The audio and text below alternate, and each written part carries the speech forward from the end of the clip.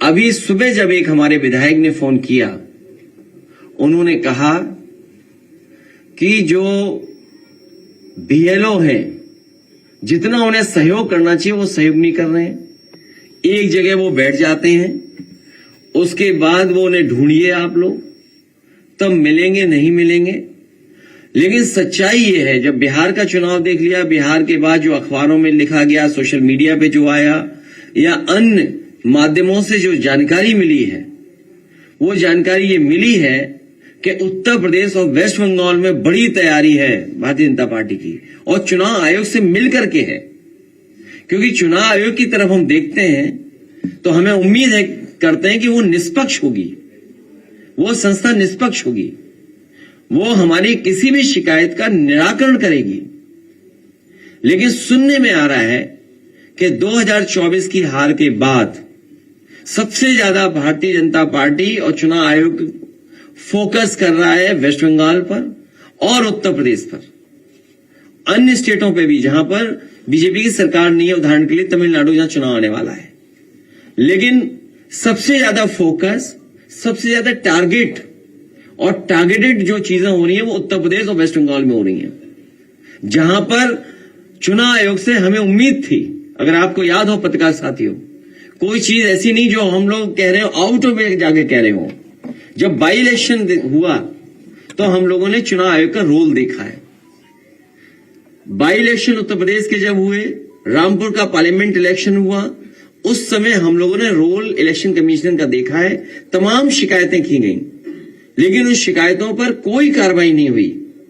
उसके बाद जब एसआईआर की बात आई तो उस समय हम लोगों ने वो सूची दी थी जिसमें 2022 में से पहले जिनका वोट था और 2022 में वोट नहीं डाल पाए थे, ऐसे बड़े पैमाने पर मतदाता जिनका नाम इधर उधर करके डिलीट कर दिया था जानबूझ करके, और जिसके कारण समाजवादी सरकार नहीं बन पाई 2022 में। हम लोगों ने आरोप लगाया था और एफिडेविट भी दिए थे इलेक्शन कमीशन में। उस समय आपको याद होगा कई जिलाधिकारियों ने कुछ कुछ बातें कही, लेकिन जब पलट करके हम लोगों ने उनसे वो बातें तर्क रखे तो उनके पास भी कोई जवाब नहीं था। इसलिए जो तैयारी है, सबसे महत्वपूर्ण बात यह है कि भारतीय जनता पार्टी, उनकी सरकार, उनके अधिकारी और चुनाव आयोग मिलकर के ये तैयारी कर रहे हैं कि 2024 में जिन विधानसभाओं में समाजवादी पार्टी जीती है, इंडिया गठबंधन जीता है, उन विधानसभाओं में 50,000 से ज्यादा वोट काट दिया जाए एसआईआर के बहाने। यही यूपी में हो रहा है, यही वेस्ट बंगाल में तैयारी चल रही है। तो इसलिए हम लोग सावधान हैं।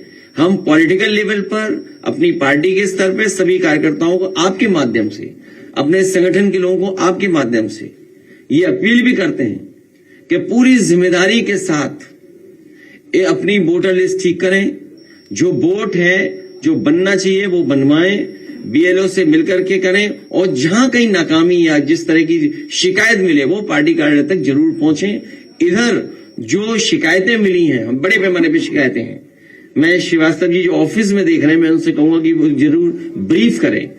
उससे पहले कोई एक अधिकारी है एसडीएम, उनकी रिकॉर्डिंग भी हमारे पास, वही है रिकॉर्डिंग एसडीएम साहब वाली, एक एसडीएम साहब की रिकॉर्डिंग है। देखिए क्या कह रहे हैं, मतलब किस लेवल पे तैयारी है कन्नौज में। कन्नौज तो वो रहा है ना, हमारी राजधानी, देश की राजधानी रही है कन्नौज। सम्राट हर्षवर्धन महादानी, जिन्होंने कुंभ को आयोजन का शुरू किया था, तो जो सम्राट हर्षवर्धन की प्रतिमा हटा सकते हैं कुंभ स्थल से, वो बोट क्यों नहीं हटाएंगे? वो बोट हटाने में लगे हुए हैं, और कन्नौज भी टारगेट में आ गया है।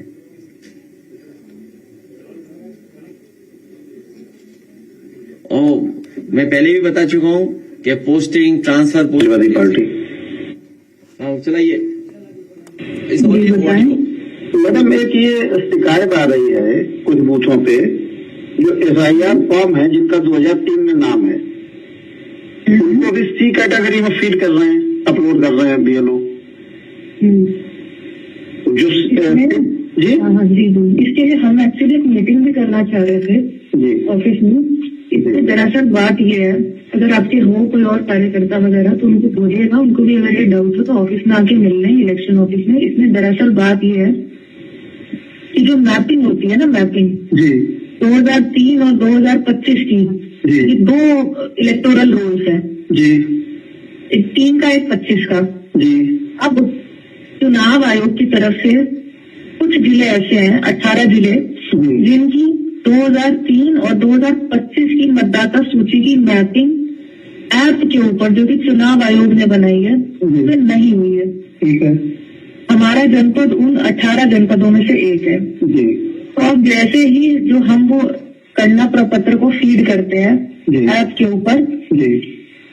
तो अब गणना प्रपत्र में तो 2003 का डाटा दिया हुआ है, तो हम उसको ए या बी कैटेगरी में डालेंगे। जी। तो जैसे हम उसमें डालते हैं वो बोलता है नो डाटा फाउंड। अच्छा। नो डाटा फाउंड डालते हैं तो उसका मतलब ये कि हम उसको भर ही नहीं सकते ए और बी में। जी। तो अब गणना प्रपत्र हमें डिजिटाइज भी सारे करने हैं, क्योंकि चुनाव आयोग का आदेश है कि आपको 4 दिसंबर तक 100% डिजिटाइजेशन करना है। जी। तो इसका मतलब ये है कि हमें उसको किसी न किसी कैटेगरी में तो भरना पड़ेगा। तो हमने ये उससे चुनाव आयोग से पूछा है कि इसको हम सी कैटेगरी में भर के एक रजिस्टर में एंट्री कर लेते हैं, जी। और उस रजिस्टर में एंट्री करके हमारे पास ये रिकॉर्ड दर्ज हो जाएगा कि ये वो वाले मतदाता हैं जिनका नाम 2003 में है, पर इनकी मैपिंग नहीं होने के कारण इनको सी कैटेगरी में दर्ज किया गया है, ताकि हमारे पास एक मैनुअल रिकॉर्ड रहेगा इस चीज का। तो अगर भविष्य में हम इसका नोटिस भी काटेंगे तो उसका नोटिस काटने की जरूरत नहीं पड़ेगी। हाँ, यही कंफ्यूजन था कि जब ड्राफ्ट फ्लोर आ जाएगा उसके बाद जब आप नोटिस देंगे तो फिर इनको भी नोटिस जाएगा अगर सी हाँ, तो कैटेगरी। इसलिए हम उनकी एंट्री रजिस्टर के अंदर कर रहे हैं। रजिस्टर के अंदर एंट्री करने का मतलब है कि हम उसको उसके अंदर फीड करके रखेंगे। तो फिर उनकी नोटिस नहीं जाएगी।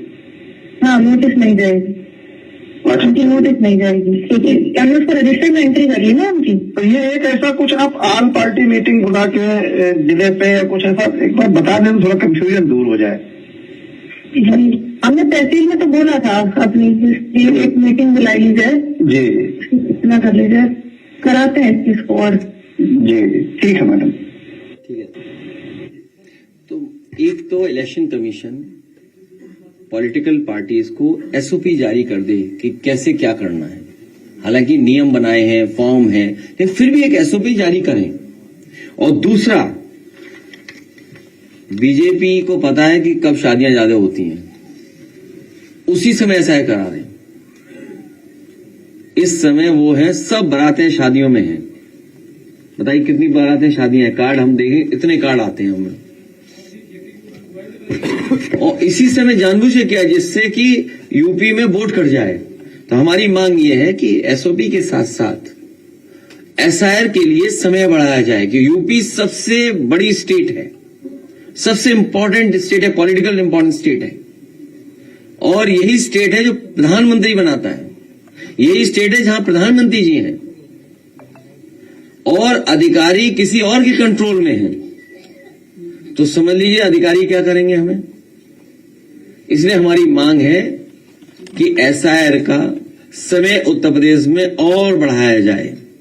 अभी चुनाव को समय है, बहुत दूर है चुनाव भी, हालांकि दिन ज्यादा नहीं है। चैट जीपीटी पे पूछे तो दिन कितने हैं, कोई पूछ के बताया हमें, कोई पूछ के बता दो। 415 दिन, 414 हो गए या एक दिन चला गया। तो आप सोचिए सितंबर में प्रचार शुरू होगा तो दिन कितने बचे हैं। इसलिए हम चाहते हैं समय बढ़ाया जाए जिससे कि यहां की वोटर लिस्ट ठीक बनाई जा सके। और ये जो साजिश है कि हर विधानसभा में उत्तर प्रदेश में, वेस्ट बंगाल में 50,000 से ज्यादा वोट काटे जाए, इस साजिश को नाकाम करने के लिए समाजवादी पार्टी और हम सब लोग तैयार हैं और मेहनत करेंगे। और हमें उम्मीद है कि प्रेस के लोग भी हमारा सहयोग करेंगे। लोकतंत्र को बचाने के लिए, संविधान को बचाने के लिए, देश को और मजबूत बने इसका लोकतंत्र, उसके लिए आप भी हमारा सहयोग करें।